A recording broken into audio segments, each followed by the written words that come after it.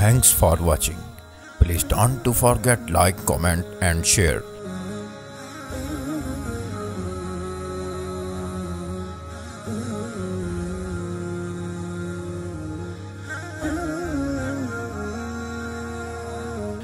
Mufti Mubashir Ahmad Rabbani, Islamic scholar. Rahmatullahi wa barakatuhu. Innal hamdalillah nahmaduhu wa nasta'inuhu wa nastaghfiruh wa na'udhu billahi min shururi anfusina wa min sayyiati a'malina. من يهده الله فلا مضل له ومن يضلل فلا هادي له وأشهد أن لا إله إلا الله وحده لا شريك له وأشهد أن محمدًا عبده ورسوله.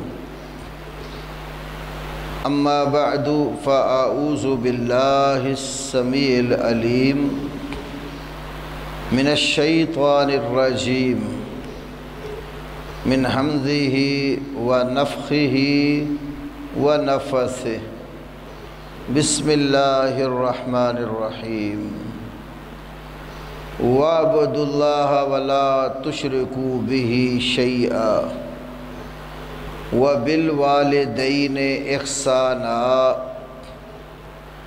وبذی القربى والیتامى والمساکین والجار ذی القربى والجار الجنب والصاحب بالجنب وابن السبیل وما ملکت ایمانکم ان اللہ لا يحب من کان مختالا فخورا. رب اشرح لی صدری ویسر لی امری واحلل عقدۃ من لسانی یفقہوا قولی.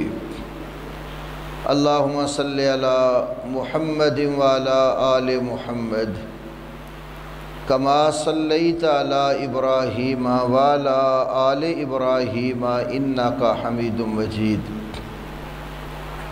اللہم بارک علی محمد وعلی آل محمد کما بارکت علی ابراہیم وعلی آل ابراہیم انکا حمید مجید. اللہ رب العالمین نے قرآن پاک میں سورۃ النساء کی 36 نمبر آیت کریمہ میں ارشاد فرمایا، اور تم اللہ کی عبادت کرو اور اس کے ساتھ کسی بھی چیز کو شریک نہ بناؤ، اور والدین کے ساتھ احسان کرو اور قرابت داروں کے ساتھ، یتیموں مسکینوں کے ساتھ اور قرابت دار پڑوسی کے ساتھ اور اجنبی پڑوسی کے ساتھ، اور جو تمہارے پہلو کا ساتھی ہے اس کے ساتھ، اور مسافر کے ساتھ، اور جو تمہارے غلام باندیاں ہیں ان کے ساتھ. بے شک اللہ تعالیٰ اکڑنے والے، غرور اور تکبر کرنے والے سے محبت نہیں کرتا. قرآن پاک کی یہ جو آیت کریمہ ہے، اس میں اللہ رب العالمین نے 2 طرح کے حقوق بیان کیے ہیں. انسان پر سب سے پہلا حق اللہ رب العالمین کا ہے، جس نے انسان کو پیدا کیا ہے اور پیدا کر کے اس زمین کے اوپر رہنے کے لیے بھیج دیا ہے. رسول اللہ صلی اللہ علیہ وسلم کی صحیح بخاری وغیرہ میں حدیث ہے کہ اللہ تعالیٰ کا بندوں کے اوپر کیا حق ہے. تو آپ صلی اللہ علیہ وسلم نے فرمایا ہے کہ اللہ کا حق بندوں پر یہ ہے کہ ان یعبدوہ ولا یشرکوا بہ شیئا، بندے اللہ کی عبادت کریں اور اللہ کے ساتھ کسی کو شریک نہ بنائیں۔ اس آیت کریمہ میں بھی پہلا حکم یہی ہے وَاعْبُدُوا اللَّهَ وَلَا تُشْرِكُوا بِهِ شَيْئًا۔ یہ شیئاً کا جو لفظ ہے یہ قلیل سے قلیل چھوٹی سے چھوٹی چیز پر بھی بولا جاتا ہے۔ تو اس پوری کائنات میں ایک ذرہ بھی ایسا نہیں ہے جس کو اللہ کی بندگی میں، اس کی الوہیت میں، اس کی ربوبیت میں حصے دار بنایا جا سکے۔ وہ اپنی ذات میں بالکل اکیلا ہے، کوئی اس کا کنبہ قبیلہ خاندان برادری قطعاً نہیں ہے۔ قرآن پاک میں ایک جگہ فرمایا کہ اَنَّا يَكُونُ لَهُ وَلَدٌ وَلَمْ تَكُنْ لَهُ صَاحِبَةٌ، اللہ کی اولاد کیسے ہو سکتی ہے حالانکہ اس کی کوئی بیوی نہیں ہے۔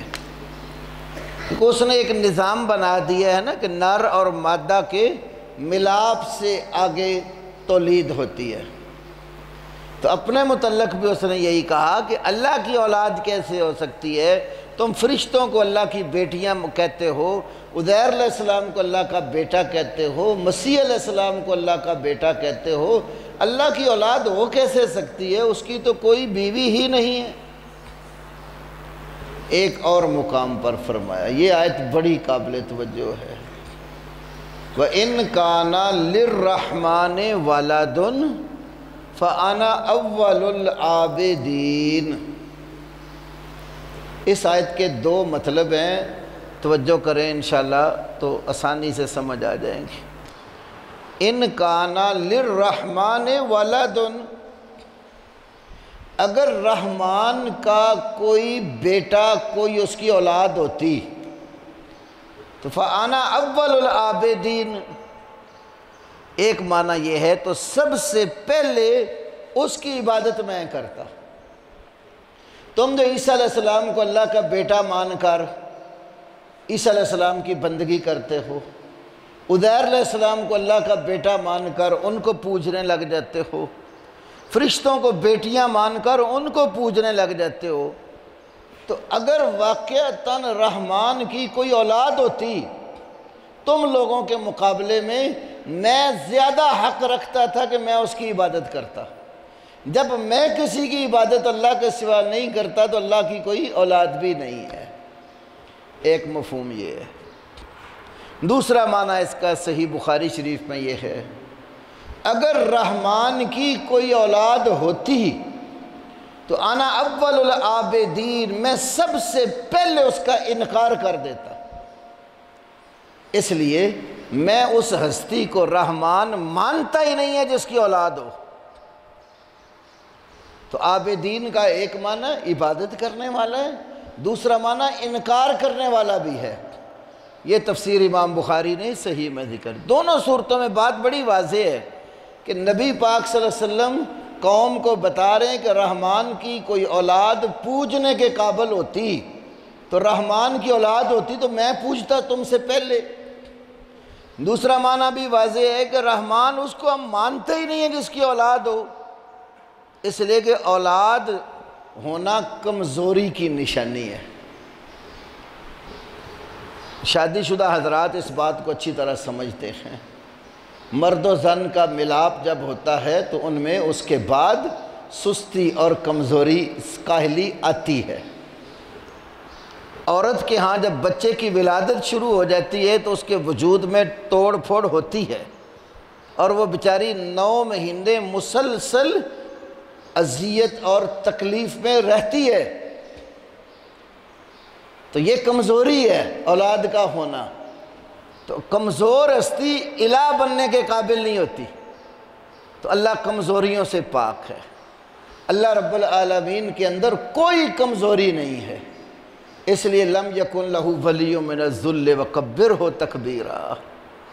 اللہ تعالیٰ کہتا ہے کہ اللہ رب العالمین کے ساتھ کوئی دوسرا کارساز نہیں ہے کہ وہ کمزور ہو، عاجز ہو تو اس کو ساتھ کو اسسٹنٹ رکھنا پڑے۔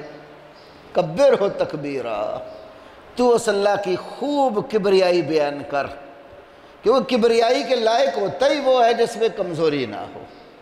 تو پہلا حق اس آیت میں اللہ کا بیان ہوا ہے، تو ہم اللہ ہی کی عبادت کریں، دعا مانگیں تو اللہ سے، نظر نیاز ماننی ہو تو اللہ کی، قیام رکوع سجدہ کرنا ہو تو اللہ کے لیے، کوئی مشکل آ جائے تو اللہ رب العالمین کو پکارنا، ہر طرح کی بندگی صرف اللہ کے لیے۔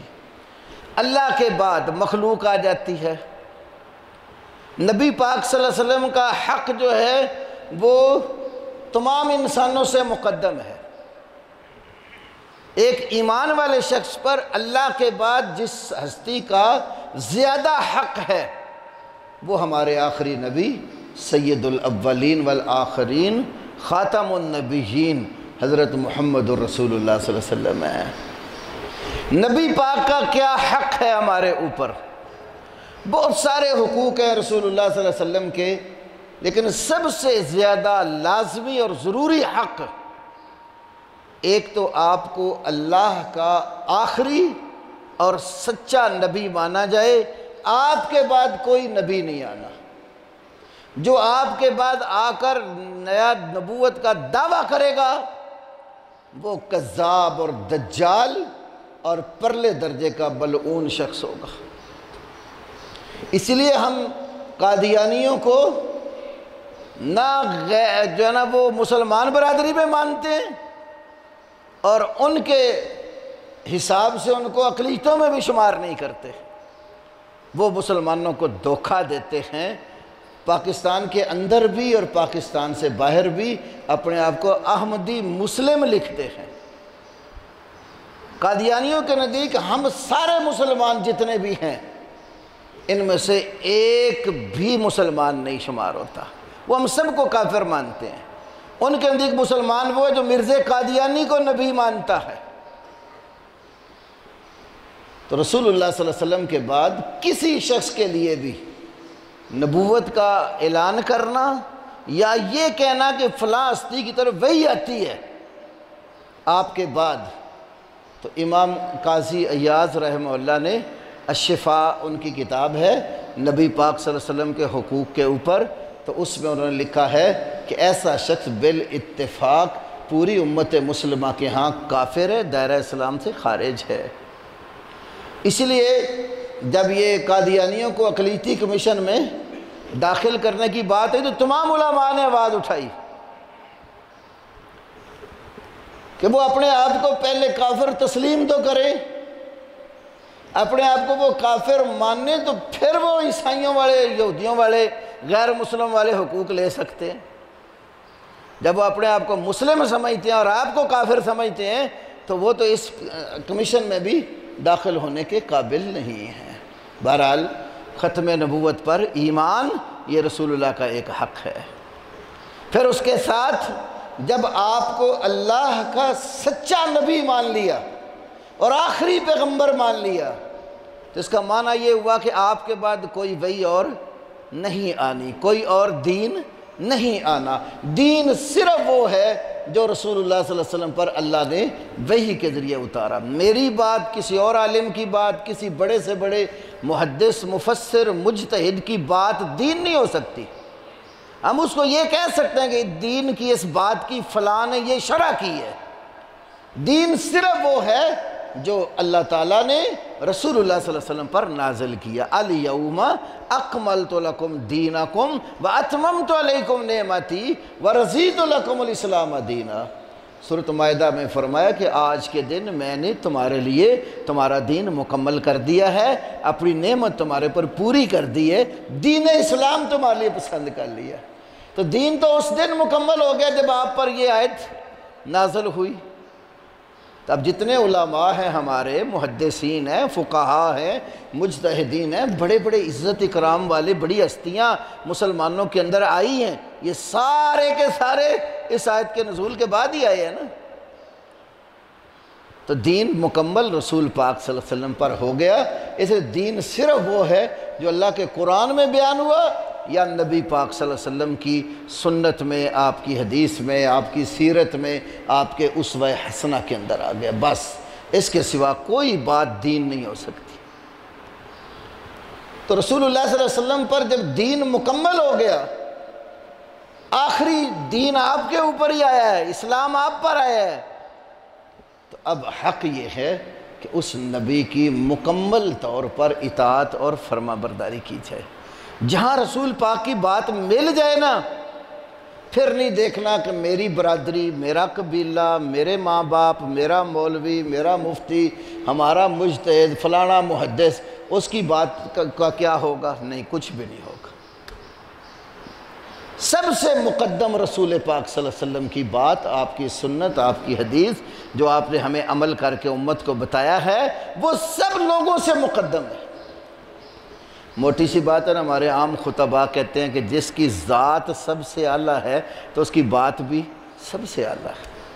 لیکن جب ہم سارے مسلمان کہتے ہیں کہ نبی پاک کا مقام اللہ کی مخلوق میں سب سے اونچا ہے، تو جس ہستی کا مقام سب سے اونچا ہے تو اس ہستی کی زبان سے نکلے ہوئے کلمات بھی کائنات کے لوگوں کے کلمات سے اونچے ہیں، اس کا بتایا ہوا عمل بھی ہر شخص کے عمل سے زیادہ مقدم اور مقدس ہے، اس کی رہنمائی، اس کی سیرت، اس کی سنت ساری دنیا سے آگے ہے۔ اس کے مقابلے میں ہم کسی بھی بڑے سے بڑے بزرگ کو بھی نہیں رکھیں گے۔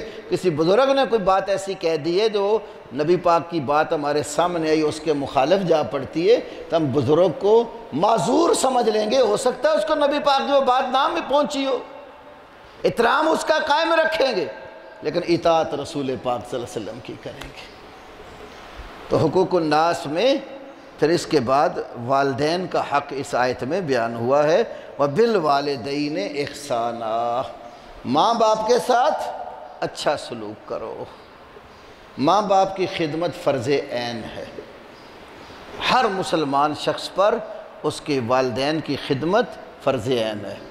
صرف ماں باپ کی وہ بات نہیں مانی جاتی جو اللہ تعالیٰ کی بات اور نبی کریم صلی اللہ علیہ وسلم کی بات کے مخالف جاتی ہو،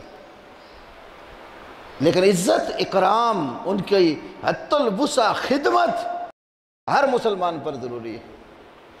میں کبھی کبھی یہ کہتا ہوں، ماں باپ تو بڑی اونچی چیز ہیں، ماں باپ سے تعلق رکھنے والے جو لوگ ہیں، باپ کے دوست ہیں، ماں کی عمر کی عورتیں جو سہیلیاں ہیں ماں کی، تو اسلام ہمیں والدین کی وفات کے بعد ان کے ساتھ سب سے زیادہ صلہ رحمی سکھاتا ہے۔ یہ ماں باپ کے مرتبے کی وجہ سے ہے۔ عبداللہ ابن عمر کی مشہور حدیث ہے، ریاض الصالحین میں بھی امام نووی رحمہ اللہ لائے ہیں۔ عبداللہ ابن عمر رضی اللہ عنہ ایک دن غلام ساتھ تھا، تو گدھا سواری کے لیے بھی پاس تھا، تو جا رہے تھے، راستے میں ایک شخص سے ملاقات ہو گئی، تو سواری روک کر اتر آئے اور اس اجنبی شخص کے سر کے اوپر اپنی پگڑی اتار کر رکھ دی اور اس کو سواری پر بٹھایا اور خود پیدل چلنے لگے۔ غلام نے پوچھا، اے عبداللہ ابن عمر، یہ تو بتاؤ کہ یہ ایک اجنبی آدمی ہے، آپ نے اس کو اپنی پگڑی بھی پہنا دی، سواری بھی دے دی ہے، اور خود پیدل جا رہے ہو؟ تو فرمانے لگے، یہ میرے باپ عمر رضی اللہ تعالیٰ عنہ کا دوست ہے، اور نبی پاک صلی اللہ علیہ وسلم سے میں نے سنا ہے کہ باپ کے بعد سب سے زیادہ بر اور حسن سلوک کا حقدار باپ کا دوست ہے۔ تو اس سے آپ اندازہ لگے، جب باپ کے دوست کی یہ قدر ہے تو پھر باپ کا کیا مقام ہوگا۔ تو ماں باپ بڑی عظمت والی چیز ہے، اس لیے کبھی بھی اپنے ماں باپ کا دل نہ دکھاؤ، حتی الوسع ماں باپ کی خدمت کرو، اپنی ضروریات اور اپنے بچوں کی ضروریات پر اپنی والدہ اور اپنے والد کی ضرورت کو مقدم رکھو۔ وہ بڑا مشہور قصہ ہے نا، لمبی حدیث ہے، میں اشارہ کر رہا ہوں صرف۔ بنی اسرائیل میں 3 بندے، اسکول کی کتابوں میں بھی یہ حدیث ذکر ہوتی ہے، اسلامیات میں 3 بندے تھے، تو وہ سفر میں تھے، تو غار کے اندر اندھیری آئی، آندھی آئی، تو گھس گئے پناہ کے لیے، پتھر غار کے دھانے کے اوپر آ گرا اور اس کا منہ بند ہو گیا، پریشان ہو گئے۔ اب تینوں نے کہا بھی اپنی اپنی کوئی نیکی ہے تو بیان کرو، ہو سکتا ہے اس نیکی کی وجہ سے اللہ ہمیں معافی دے دے۔ تو ان میں سے ایک بندے نے جو نیکی بیان کی وہ یہ تھی کہ یا اللہ میں بکریوں کا ریوڑ پالا ہوا تھا اور وہ میں باہر چرانے جاتا تھا، تو جب بھی میں گھر آتا تھا دودھ دو کر پہلے ماں باپ کو دیتا تھا، پھر اپنے بچوں کو دیتا تھا۔ تو ایک دن میں گھر آیا تو ماں باپ سو گئے تھے اور بچے میرے بھوک اور پیاس کی وجہ سے بلک بلک کر میرے قدموں پر گر رہے تھے۔ میں نے دودھ کا پیالہ لا کر ماں باپ کے سرانے کھڑا رہا۔ میں نے اپنے بچوں کی پرواہ نہیں کی کہ پہلے اپنے ماں باپ کا حق پورا کروں گا پھر اولاد کو دوں گا۔ تو ماں باپ بیدار ہوئے، پہلے ان کو دودھ پلایا تو پھر جگایا بھی نہیں، اپنے آپ بیدار ہوئے، ان کو دودھ پلایا، پھر اس کے بعد میرے بچے سو گئے تھے بلک بلک کے، بعد میں بچوں کا خیال کیا۔ تو یا اللہ یہ نیکی میں نے تیری رضا کے لیے کی، تو اس مصیبت سے نجات دے دے۔ تو اللہ نے اس نیکی کے ذکر کرنے کی وجہ سے اس پتھر کو غار سے کچھ لڑکا دیا۔ اب دیکھیں ذرا ماں باپ کی خدمت کا صلہ، اور میں نے اس کا ایک دفعہ پہلے بھی میں نے ذکر کیا، بہت مشاہدہ کیا اپنی زندگی میں۔ آپ جتنی زیادہ اپنی والدہ کی، اپنے والد کی خدمت کرو گے، ان کے حقوق مقدم رکھو گے، اللہ آپ کے لیے آسانیاں پیدا کرے گا۔ ماں باپ کی دعائیں بڑا رنگ لاتی ہیں۔ تو ماں باپ کے بعد اگلی بات قرآن نے ذکر کی، وَبِذِّ الْقُرْبَىٰ، قریبی رشتہ دار، پھر یتیم، مسکین، اور 3 طرح کے پڑوسی ذکر کیے۔ اگر قرابت داروں میں کوئی غریب ہو نا تو اس غریب کے اوپر خرچ کرنا دوہرے اجر کا بندے کو حقدار بنا دیتا ہے۔ ایک اس کی غربت کا، ایک اس کی قرابت داری کا حق۔ میں نے ایک دفعہ یہاں ذکر کیا تھا، میرے ایک دوست تھے اسکیم موڑ، جب میں جمعہ پڑھاتا تھا، ڈاکٹر نواب الدین صاحب، ان کا پورا قبیلہ ہی ڈاکٹر تھا۔ جب وہ جب بھی مجھ سے مسئلے پوچھتے، جمعہ کے بعد بیٹھ جاتے نا، تو زکوٰۃ کے مسئلے پوچھتے تھے۔ کچھ سال گزرنے کے بعد مجھے کہنے لگے کہ آپ بھی حیران ہوں گے کہ میں جب بھی آپ سے مسئلہ پوچھتا ہوں میں زکوٰۃ کا ہی پوچھتا ہوں۔ تو کہنے لگے میرے خاندان میں کافی ہمارے رشتہ دار غریب تھے، لیکن میری اولاد سارے ہی میرے بچے بچیاں ڈاکٹر ہیں، تو ہم نے ارادہ کیا یہ جو زکوٰۃ کا مال ہے نا ہمارا، یہ ہم تھوڑا تھوڑا کر کے کسی کو نہ دیں۔ اگر تھوڑا تھوڑا کر کے کوئی 500,000 2,000 10,000 کسی ایک کو دیتے ہیں تو اس کی ضرورت وقتی پوری ہوتی، پھر غریب کا غریب ہے۔ ہم نے ارادہ کیا کہ اپنے خاندان میں ہر سال 1 یا 2 افراد کو لیں گے، اور جتنی ہماری زکوٰۃ ہوگی ہم اس کو دیں گے، اور کہیں گے کہ لو بھائی آپ اس پیسے سے اپنا کاروبار کرو، تاکہ اگلے سال آپ زکوٰۃ لینے والے نہ زکوٰۃ دینے والے بنے۔ پھر انہوں نے مجھے بتایا ایک دن کہ آج میرے خاندان میں قریبی رشتہ داروں میں ایک بندہ بھی زکوٰۃ لینے والا نہیں ہے، کوئی غریب نہیں ہے۔ ہم نے ہر سال 1-2 گھروں کو سٹینڈ کیا۔ یہ قرابت داری کا حق ہے۔ اگر ہم میں صرف جو صاحب استطاعت ہیں اپنے کنبے قبیلے پر نظر دوڑائیں، غریب بہن بھائیوں کی طرف نظر دوڑائیں، بجائے اس کے کہ تھوڑی تھوڑی زکوٰۃ بانٹ کر ہم دینا، ان بیچاروں کا کچھ بنے اور وہ بھی ساری زندگی مانگنے والے رہیں، تو اتنے کے پیسے اگر زکوٰۃ زیادہ ہماری بنتی ہے تو 1 یا 2 بندوں کو ہم ہر سال سٹینڈ کر دیں، وہ کاروبار بنائیں ان کا، تاکہ وہ بیچارے اپنی گزران اچھی کریں اور آئندہ وہ بھی آگے زکوٰۃ دینے والے بنیں۔ تو قرابت داری کا حق دوہرا بن جاتا ہے۔ پھر یتیموں کا ذکر آیا، وہ بچے بچپن میں ہی جن کے والدین فوت ہو گئے، بھی بالغ نہیں ہوئے، تو اللہ نے یتیموں کا حق بھی بہت رکھا ہے۔ رسول اللہ صلی اللہ علیہ وسلم کی بڑی مشہور حدیث ہے، انا وقافل الیتیم کا ہاتین یوم القیامہ، جیسے یہ 2 انگلیاں ایک دوسرے کے قریب ہیں نا، میں اور یتیم کی کفالت کرنے والا قیامت والے دن ایسے ہوں گے، جیسے یہ قریب ہیں وہ میرے قریب، اس طرح قیامت والے دن ہوگا۔ الحمدللہ ہم دیکھتے ہیں عربوں میں، ہمارے یہاں تو حالات کافی بدل گئے ہوئے ہیں، سعودیہ میں، قطر میں، امارات میں اور کئی ملکوں میں ایسی کئی خیر کے ادارے تھے جو مساجد اور مدارس بھی بنواتے تھے اور باقاعدہ کفالت الایتام کا شعبہ ہوتا تھا۔ ہمارے شیخ زبیر صاحب یہاں بیٹھے ہیں الحمدللہ، یہ بھی اس بات کے شاہد ہیں، ایک ادارے میں بڑی دیر انہوں نے بھی کام کیا ہے۔ بہت سارے، یعنی ان میں اللہ تعالیٰ نے یہ ایک خیر کا دروازہ کھولا ہوا تھا، جو حالات اور مسلمان حکمرانوں کی غلط پالیسیوں کی وجہ سے آج وہ ادارے جو ہے نا وہ سختی کا شکار ہو چکے ہیں۔ تو جہاں بھی یتیم بچے، ان کی تعلیم اور ان کا باقاعدہ وظائف جاری کیے ہوئے تھے، تو یتیموں کی کفالت یہ بھی بہت بڑا ثواب کا کام ہے۔ پھر اس کے ساتھ 3 طرح کے پڑوسیوں کا ذکر کرتا ہوں چونکہ وقت قلیل ہے۔ رسول اللہ صلی اللہ علیہ وسلم کی ایک حدیث ذکر کی امام ابن کثیر اور امام بزار نے بھی، سند میں کچھ ضعف ہے لیکن مسئلہ یہ دیگر نصوص اور قرآن سے بھی اشارتاً معلوم ہوتا ہے۔ 3 طرح کے پڑوسی ہیں۔ ایک آپ کا وہ پڑوسی ہے جس کا صرف ایک حق ہے، دوسرا وہ پڑوسی ہے جس کے 2 حق ہیں، تیسرا وہ پڑوسی ہے جس کے 3 حق ہیں۔ وہ پڑوسی جس کا صرف ایک حق ہے، وہ آپ کے پڑوس میں ایسا کافر اور مشرک رہنے والا ہے جو آپ کا رشتہ دار نہیں ہے، مسلمان نہیں ہے، کافر ہے اور آپ کے ساتھ لڑتا نہیں ہے، وہ مسلمانوں کے اندر رہ رہا ہے، وہ حربی کافر نہیں ہے، تو اس کا صرف ایک حق ہے اس کے پڑوسی ہونے کا۔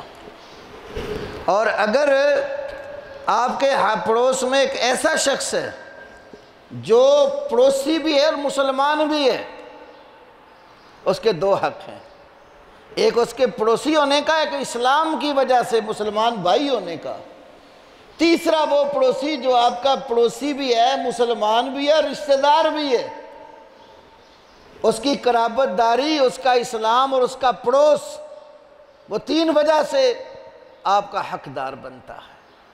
اور اسلام ہمیں سب پڑوسیوں سے اچھا سلوک سکھاتا ہے۔ اور ایک پڑوسی وصاحب بالجنب، اس کی کئی تفسیریں علماء نے کی ہیں۔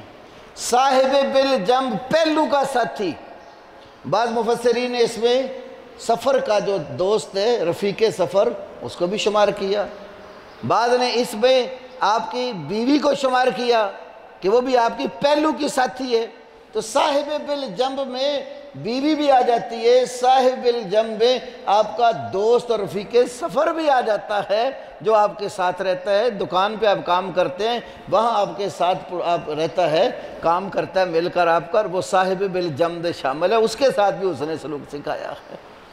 اور رسول اللہ صلی اللہ علیہ وسلم کی صحیح بخاری میں حدیث ہے، امی عائشہ صدیقہ رضی اللہ تعالیٰ عنہ بیان کرتی ہیں، آپ نے فرمایا ما زال جبریل یوصینی بالجار حتی ظننت انہ سیورثہ، جبریل آ کر نا میرے پاس مجھے ہمیشہ پڑوسی کے بارے میں تاکیدی حکم بیان کیا کرتے تھے تاکہ مجھے یقین ہو گیا کہیں پڑوسی میری جائیداد میں میرا وارث نہ بن جائے۔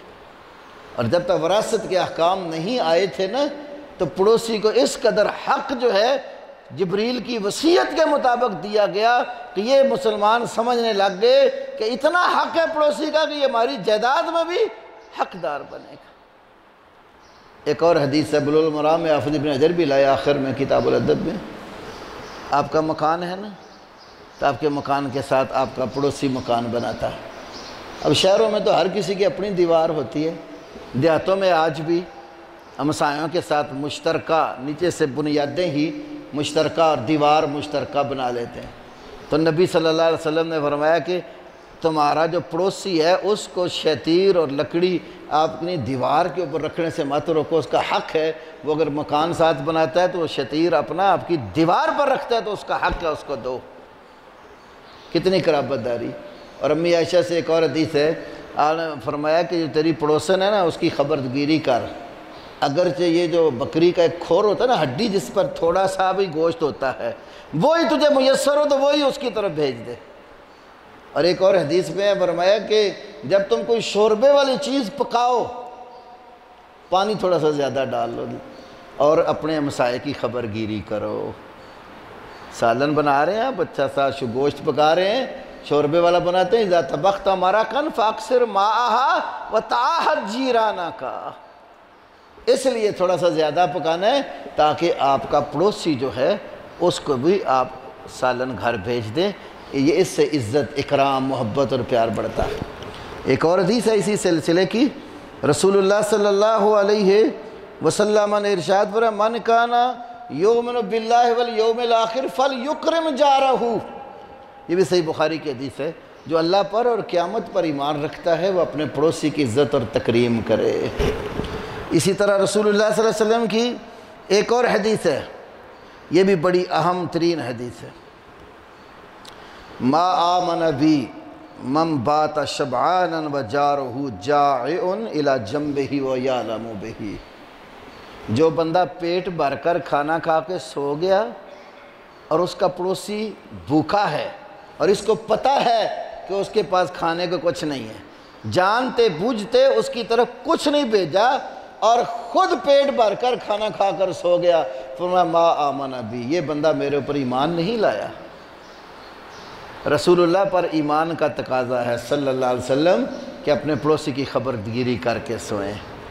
تو پڑوسیوں کے اللہ نے بہت زیادہ حقوق بیان کیا۔ آخری حدیث عرض کرتا ہوں، اگر پڑوسی فوت ہو جاتا ہے، شیخ البانی علیہ رحمہ نے ایک جنازے پر کتاب لکھی احکام الجنائز، تو اس میں یہ مسئلہ ایک حدیث کی روح سے، بڑی مشہور حدیث ہے ابو داؤد وغیرہ میں، جب حضرت جعفر طیار شہید ہوئے تو آپ صلی اللہ علیہ وسلم نے صحابہ کو کہا اصنعوا لآل جعفر طعاما فإنہ قد اتاہم ما یشغلہم، آل جعفر کے لیے کھانا تیار کرو، ان کے گھر مصیبت آئی ہے جس سے وہ مشغول ہیں۔ تو شیخ البانی علیہ رحمہ نے یہ حدیث پیش کر کے مسئلہ یہ ذکر کیا ہے کہ اگر آپ کا ہمسایہ پڑوسی کوئی فوت ہو جاتا ہے نا، تو ان کے گھر والوں کے لیے دن رات کا کم از کم ایک کھانے کا رات کا اور دن کا پڑوسی اور ہمسائے انتظام کریں۔ ہمارے تو رسمیں بن گئی ہیں نا بھائی، وہ تو انتظار کرتے ہیں جی، یا نا ددیال والے پکائیں گے یا ننیال والے یا سسرال والے آئیں گے۔ اسلام نے سب مسلمانوں کو متنبہ کیا ہے کہ آپ کا وہ مسلمان بھائی ہے، آپ کا وہ پڑوسی ہے، اس کا حق ہے، وہ فوت ہو گئے تو اس کے جیسے جنازے میں آپ نے شراکت کرنی ہے، کفن دفن کرنا ہے، اس کے پچھلوں کا خیال کرتے ہوئے مصیبت والے دن ان کے لیے کھانا تیار کر کے بھیجیں۔ تو یہ آیت کریمہ سورۃ النساء کی جو 36 نمبر میں نے آپ کے سامنے تلاوت کی شروع میں اور مختصر سا مطلب ذکر کیا، میرے بھائیوں یہ ہمیں اللہ کی عبادت کے بعد پھر باہمی محبت، پیار، حسن سلوک، پڑوسیوں کے حقوق، دوستوں کے حقوق سکھاتی ہے۔ اللہ تعالی ہمیں صحیح معنوں میں باعمل مسلمان بنائے اور ہمسایوں کے، دوستوں کے، احباب کے حقوق ادا کرنے کی صحیح توفیق نصیب کرے۔ وآخر دعوانا الحمدللہ۔